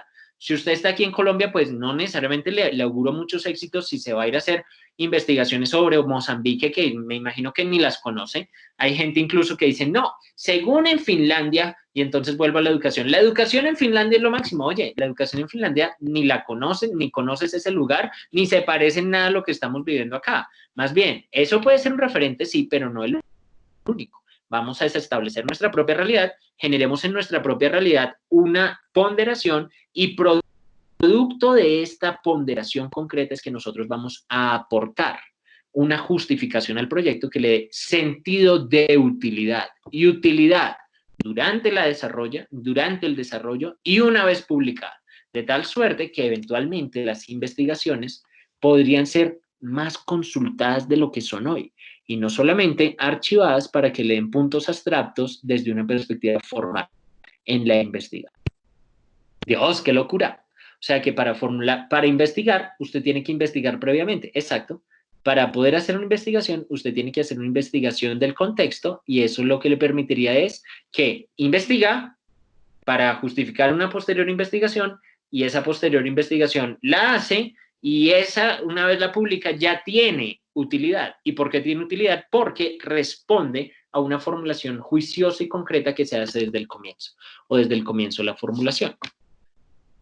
Ahí como antes de que, o si tienen preguntas, no las pueden hacer, pero no hay nada más difícil que pensar en qué voy a escribir. Bueno, los estudiantes dicen, ¿y ahora qué tesis hago? Los profes dicen, ¿y ahora qué voy a escribir? Y hay profes y estudiantes que pasan meses pensando, ¿qué hago? Y uno le pregunta a los profes, yo que pues he sido decano en varias facultades, entonces le digo, profe, ¿y tú en qué estás? No, formulando mi idea. Y no, nada, estoy viendo a ver qué se me ocurre. Y dura un montón de tiempo, sí, un montón de tiempo pensando, hasta que al final le surge un interés personal. Hombre, sería mucho más útil y genial que usted vea su propia realidad, establezca y recoge información de algunos actores. Esos actores le van a dar, por ejemplo, un insumo. Ese insumo es un insumo aterrizado que en sí mismo puede ser un producto de investigación, porque ese ahí ya tiene una recolección y lo materializa en un documento concreto y la saca del estadio, y cuando lo tiene eventualmente, lo que hace es que agiliza el proceso de formulación de problemas, agiliza la escogencia de temas y las justifica para que no se queden metidas en una biblioteca sin que nadie las consulte, ni siquiera la persona que la escribió. ¿Vale? Bueno, aquí está una locura. Hasta aquí está, digamos, el desarrollo de la hipótesis completa. Me encantaría saber o escuchar qué opinan, qué recomendaciones, qué percepciones tendrían o preguntas a partir de acá. Pues recapitulando un poco, ¿cierto? Vamos a recapitular. Vimos entonces 3 puntos fundamentales. 3 puntos fundamentales. Primero, las investigaciones en nuestro contexto, en nuestra realidad, no son necesariamente útiles. ¿Y cómo medimos eso? En que no están siendo consultadas. Y no están siendo consultadas, 2, porque la mayoría son revisiones, o sea, nos cuentan que hay, pero muy alejadas de la propia realidad. Así que 3, lo que sugerimos y proponemos es que esa realidad en tercer lugar sea mediada por intereses y necesidades de los actores, no impuesta, sino mediada. La mediación permite que la investigación tenga sentido y utilidad en una realidad concreta, y esa realidad concreta eventualmente genera un avance significativo a la teoría abstracta y general, que muchas veces por sí misma no es innovadora, sino que simplemente cuenta lo que hay. Bueno, muy bien. Preguntas. Estoy escuchando a alguien. ¿Alguien por ahí? ¿No? Teresa, adelante. Profe Teresa, adelante. Buenos días, estoy escuchando desde antes por teléfono, salí y me vinculé aquí. Genial, Es muy importante frente a la innovación, frente a la pertinencia de la investigación, y es a quién le voy a resolver yo la vida. Si un investigador no, lo primero que hace no es, bueno, ¿a quién le voy a aportar? ¿A quién le cambio la vida? A partir de lo que yo voy a hacer, porque es que una cosa es la investigación que se está haciendo porque me gusta, porque yo soy experto en el área, y otra es a quién le voy a resolver la vida. Una investigación por una nueva tecnología, una innovación que no sea capaz de transformarle la vida, no es ni investigación, ni nueva tecnología, ni nada. Afuera hay miles y miles de personas, millones, que están esperando, por ejemplo, desde el sector agropecuario, que les cambien la vida. Y llevamos con el mismo número de cabezas de ganado desde hace 30 años. Al contrario, tenemos menos. El gobierno, no hay una articulación entre el Estado, las universidades y el sector productivo, y eso es válido para todo, porque resulta que el Estado está pensando en un tema muy importante que como son los tratados de libre comercio. El campesino le importa un bledo el libre comercio porque no es que le va a competir con él, le exigen que utilice semillas que no son de él, que son ajenas, que no les pertenecen, y la academia quiere resolver eso. Entonces, ahí hay una desarticulación tremenda en el tema de la innovación para el sector agropecuario.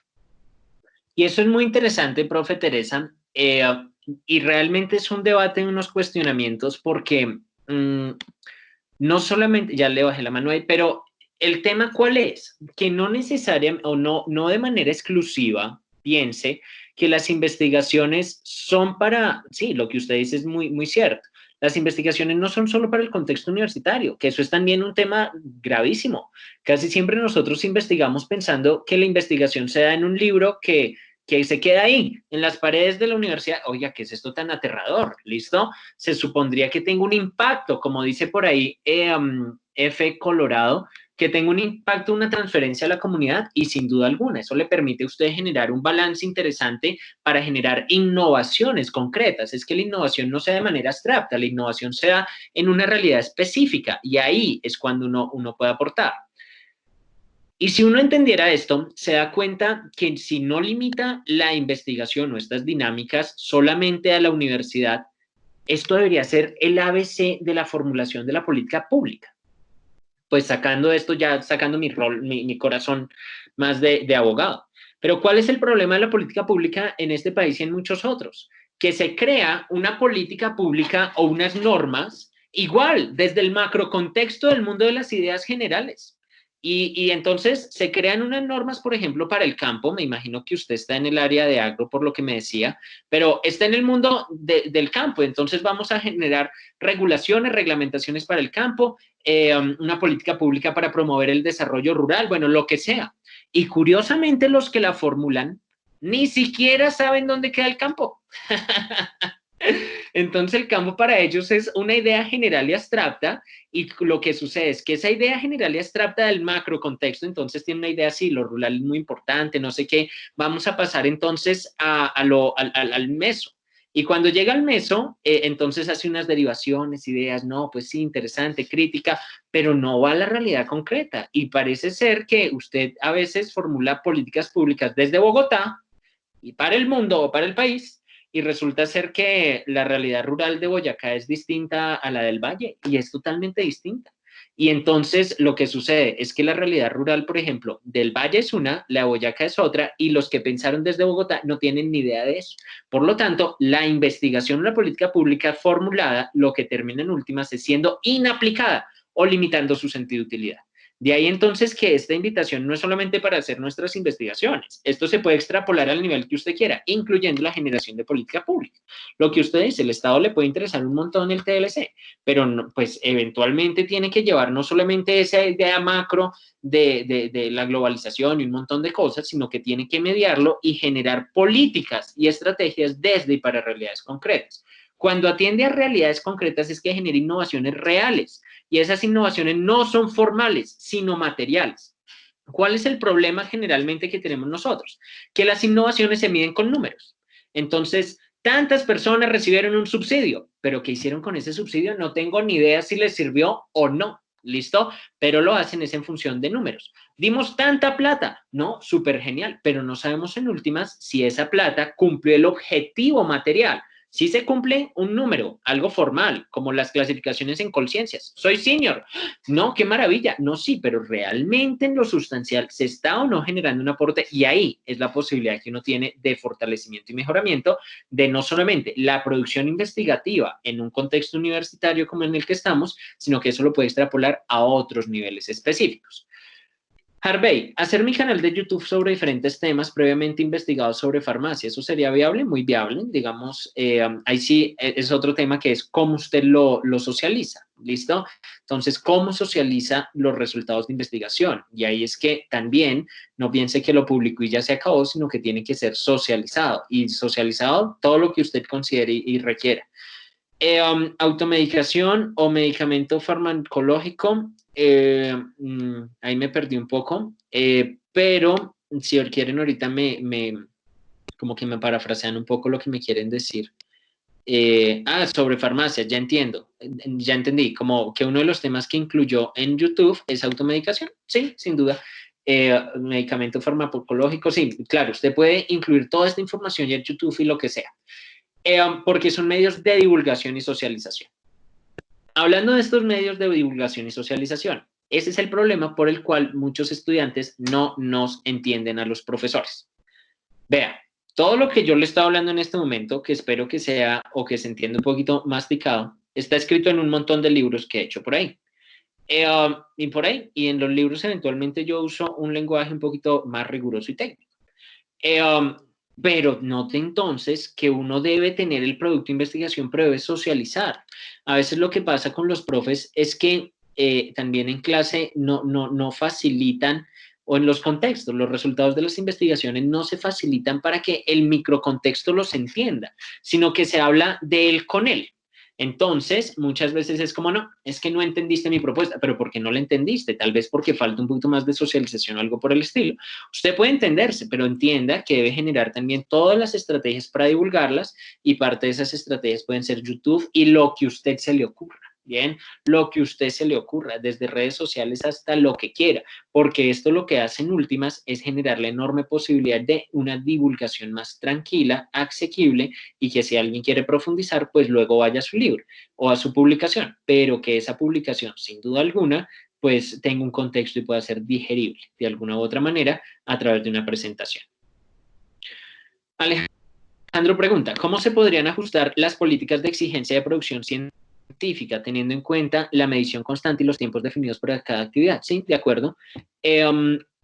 Digamos que esto no implicaría una transformación muy radical en torno a las exigencias de Colciencias. Las exigencias de Colciencias, perdón, de MinCiencias, pero las exigencias de MinCiencias ahora mismo son muy formales. Entonces, desde la formalidad se pueden lograr. La invitación no es necesariamente a las de MinCiencias, sí, pues cumpla los requisitos formales que en general son básicos y sencillos. Muy por demás esquemáticos. Pero la invitación aquí es que trascienda un poco estas dinámicas meramente formales, sino que le apunte al corazón de lo material. MinCiencias en todas sus convocatorias, lo primero que debería hacer es establecer cronogramas claros de convocatorias, si nosotros queremos mediar esto con Colciencias. ¿Por qué? Porque yo hoy puedo empezar una investigación desde mi microcontexto, pero necesito que esa investigación sea coherente con las exigencias que me hace MinCiencias estatalmente hablando, sí. Pero yo hoy voy a iniciar una investigación y ¿cómo sé qué alcance darle si no sé cuándo va a ser la próxima fecha de corte de MinCiencias? ¿Listo? Entonces, lo primero que hace, pues, relacionando esto o la pregunta de Alejandro, lo primero que debería hacer y necesita es que MinCiencias y todos los sujetos que se encargan de mediciones establezcan cronogramas y fechas claras. Eso a uno también le permite limitar cuánto del microcontexto abordar o no, porque el microcontexto puede ser tan amplio o tan corto como usted quiera. ¿Listo? Entonces, eso es lo primero que se debe hacer. Y dos, que los requisitos sean estables en el tiempo. Si ustedes se han dado cuenta, las últimas 2 convocatorias que hizo Colciencias, los requisitos son diferentes entre sí. Entonces, usted tenía unos resultados para la convocatoria A y luego en la convocatoria B, esos mismos ya no le funcionaban. Entonces, sí, aquí el objetivo, por supuesto, es céntrese mucho en lo material, en lo sustancial, más que en lo meramente formal. Pero también las instituciones que nos hacen mediciones deben poner de su parte, porque necesitamos sí o sí fechas claras para planear nuestras investigaciones y criterios estables. Porque imagínese que en la anterior convocatoria a mí me funcionó un montón de innovaciones empresariales, ¿listo?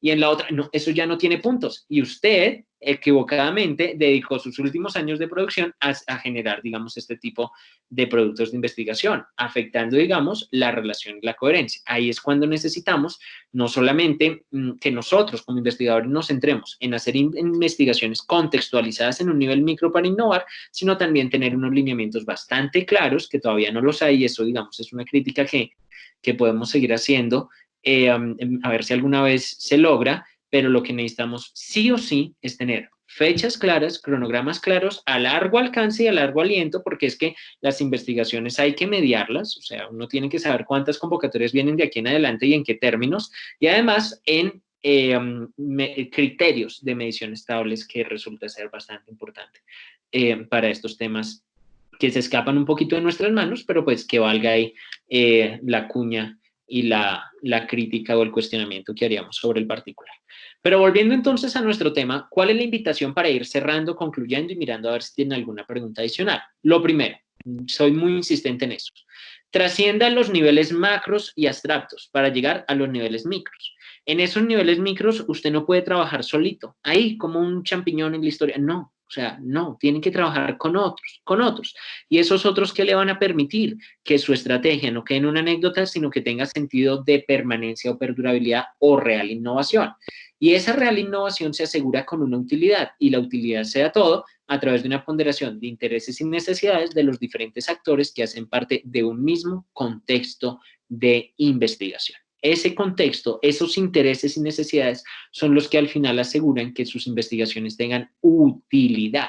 ¿Por qué utilidad? Porque va a responder a situaciones concretas, a exigencias específicas que nos hacen diferentes sujetos y no solamente a la imposición abstracta y un poco sesgada de lo que usted como investigador le gustaría hacer y plantear de ahí y para adelante y para toda la vida. ¿Vale? Bueno, muy bien. Entonces, con eso cerramos una hipótesis que esta charla es una hipótesis general. Vamos a ver si antes de cerrar hay otras preguntas y nos vamos despidiendo. Entonces dice Piedad, doctor, ¿cuál es el lineamiento científico para hacer investigación desde pregrado teniendo en cuenta que quiero ser investigadora clínica en oncología? Muchas gracias. Además que es un tema bastante interesante. Imagínense, oncología es muy importante y eso sí que tiene sentido de utilidad en un contexto concreto. Pero lo que usted tiene que hacer desde pregrado, sin que es nada, bueno, lo primero, nunca busque una fórmula exacta porque no hay una fórmula exacta para lograrlo, ¿listo? Pero lo que uno sí tiene que hacer desde pregrado, posgrado, o sea, eso aplica para todos, es estar leyendo la realidad que usted lo rodea. En esa realidad usted tiene una motivación y una posibilidad concreta de responder. Yo le podría preguntar a usted por qué le interesa la oncología.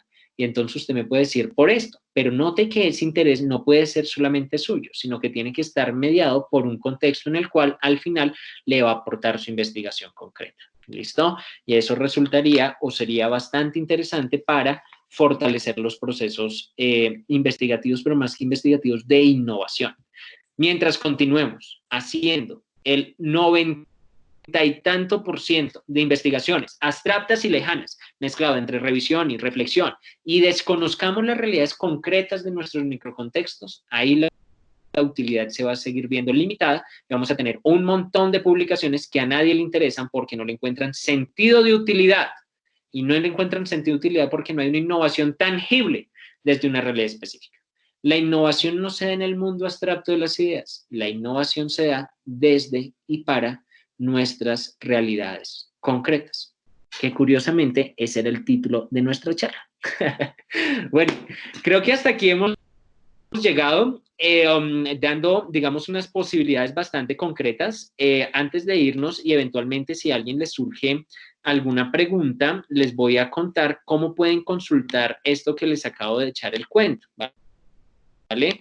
Entonces, pues si alguien lo quiere leer, es muy sencillo. Aquí estoy compartiendo mi pantalla. Lo único que usted hace en Google es poner mi nombre. Yo soy Juan Sebastián Perilla. Y Juan Sebastián Perilla, todos mis libros y todas mis publicaciones son de acceso gratuito, ¿vale? Todo es de acceso gratuito. Usted le da ahí como al que aparece, mi nombre completo, ahí aparece que están, y aquí en academia.edu está todos mis libros publicados.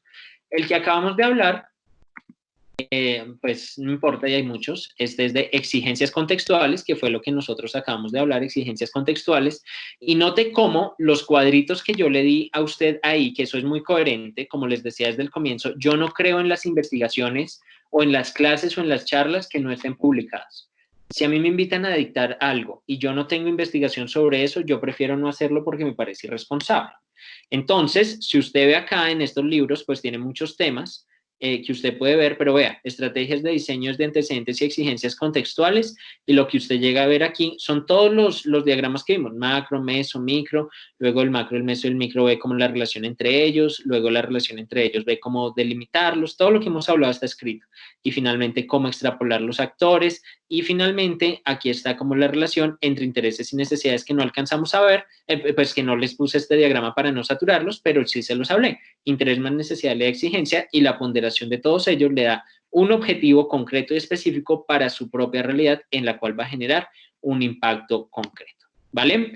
Pues nada, voy a dejar de compartir y aquí vamos a ver las últimas dudas antes de despedirnos y que ustedes y yo podamos ir a almorzar. Entonces, veamos.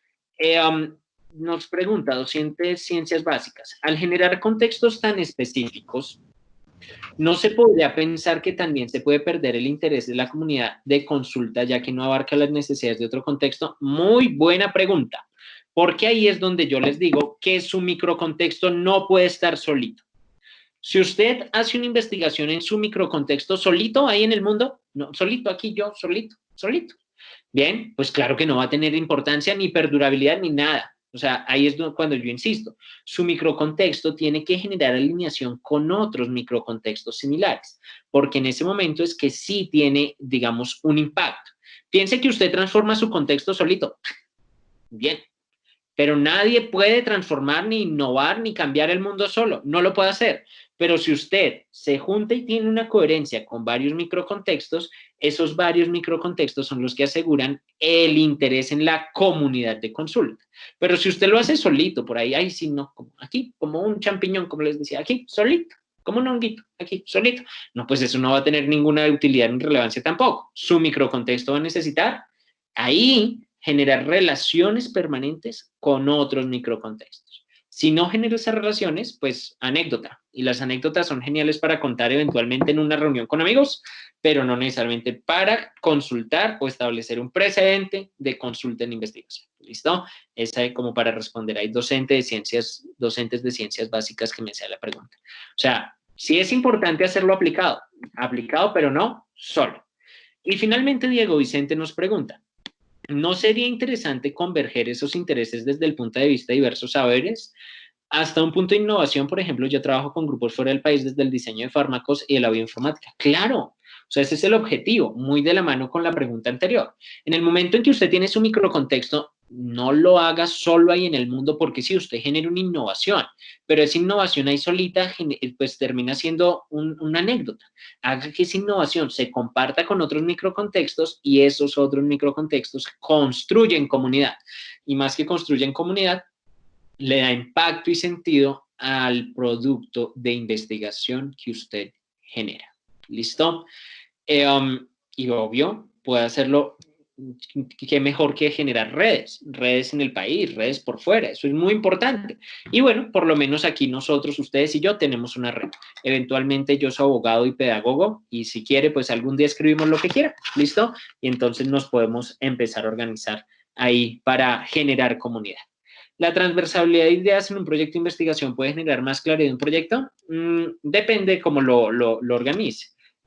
Porque imagínense que muchas ideas también pueden generar caos. Entonces, lo importante es delimitar bien el contexto. ¿Listo? Si usted delimita bien el contexto, eso le aclara las ideas. Pero si no lo delimita y mira a ver qué va surgiendo, pues se va a enloquecer y va a ser una situación bastante extraña. ¿Listo? Pero delimite el contexto. Eventualmente, podemos tener contextos muy similares. Y ahí algún día que se anime, a mí me encanta escribir libros en colaboración, o sea, que hagamos capítulos entre varios, porque eso en sí mismo impacta en diversos contextos. O sea, a veces uno formula una teoría y esa teoría en el mismo libro se puede validar o plantear en diferentes contextos, y eso lo que hace es que amplía el impacto y la utilidad de la investigación, y en eso podemos trabajar. Ahí les dejo entonces, además de mi perfil en Google, ahí está, por ejemplo, mis redes sociales, o mi red social que es Instagram. Si por ahí me quieren escribir, yo también la contesto muy fácil. Juan Perilla Oficial con doble F, y ahí como que podemos estar en contacto. Y piensen siempre que lo más importante en la investigación es generar innovaciones con sentido de utilidad. ¿Y cómo se logran? Desde y para contextos específicos. Entonces, espero nos veamos muy pronto. Eventualmente veámonos leyéndolos en alguna parte, o eventualmente que me escriban o nos contactemos. ¿Y qué tal? ¿Quién quita que algún día se nos ocurra construir algo desde su microcontexto y el mío? Y cuando combinamos microcontextos, ahí es que le damos utilidad al conocimiento. Pues muchas gracias por su atención, que estén muy bien, tengan buena tarde y almuercen con tranquilidad, que ya va siendo hora. Que estén bien. Chao. Muchas gracias, doctor Perilla. Queremos de antemano agradecer mucho por hacer parte de nuestro primer ciclo de conferencias. A todos los participantes, muchas gracias por ser parte también de nuestra primera charla. Están cordialmente invitados a participar de nuestra segunda charla del ciclo de conferencias. Esta se llevará a cabo el próximo miércoles 17 de junio en esta misma franja de 11 a.m. a 1 p.m., que se denomina la agilidad estratégica y la nueva segmentación, las dinámicas en los retos de la cuarta revolución industrial. El conferencista invitado será el doctor Alexander Pedraza Rojas. Él es abogado, periodista, especialista en gerencia y magíster en innovación empresarial. Nuestra próxima charla será liderada por la Facultad de Ciencias Administrativas y Comerciales. Para todos, una feliz tarde y muchas gracias por su participación.